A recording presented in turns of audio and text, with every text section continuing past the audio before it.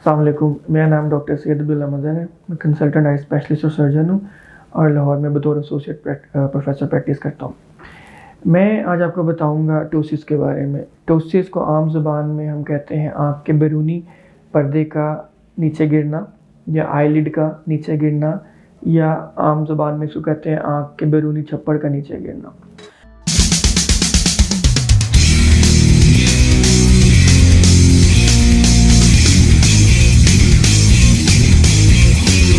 Ptosis होता क्या है?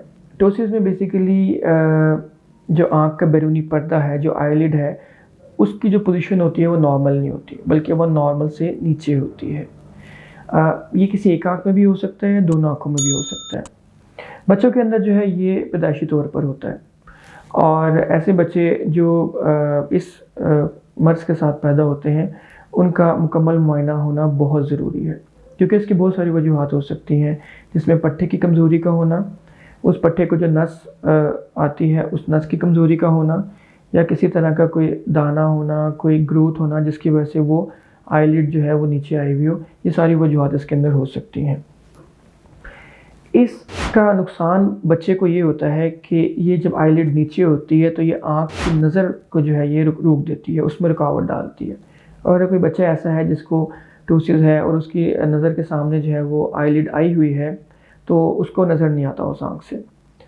जो शुरू के 8-10 साल होते हैं उम्र के, उसमें जो नज़र है वो बन रही होती है, नज़र का आँख का दिमाग के साथ कनेक्शन बन रहा होता है।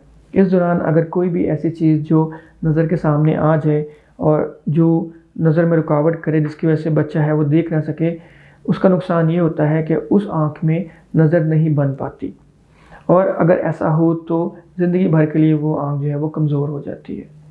अगर किसी बच्चे को टोसिस है तो उसकी आँख का मुकम्मल मुआयना होना इसलिए ज़रूरी है कि हम ये देख सकें कि क्या वो जो आईलिड है वो उसकी नज़र के सामने तो नहीं आ रही, क्या उसकी नज़र को रोक तो नहीं रही।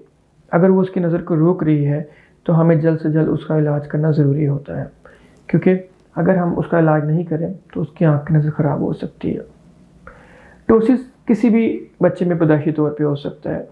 बाज़ दफ़ा ये किसी और मर्ज़ के साथ नहीं होता, बाज़ दफ़ा इसके साथ आँख के और भी मर्ज़ हो सकते हैं। ठीक, तो हमें इस सिचुएशन के अंदर आँख का और बच्चे का पूरा मुआयना करना ज़रूरी होता है। अब इसका इलाज क्या होता है? अगर तो ये टोसिस या आँख का पर्दा, जो बैरूनी पर्दा नीचे आता है, जो नीचे आया हुआ होता है, अगर वो नज़र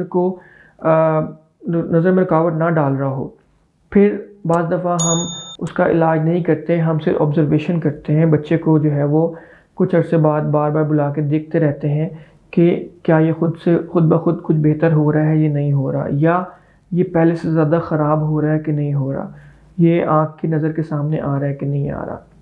अगर तो ये आँख की नज़र के सामने नहीं आ रहा होता तो हम वेट करते हैं कि बच्चा थोड़ा बड़ा हो जाए, और अगर वो बड़ा हो जाए और ये मसला ऐसा ही रहे तो फिर हम उसकी सर्जरी कर देते हैं।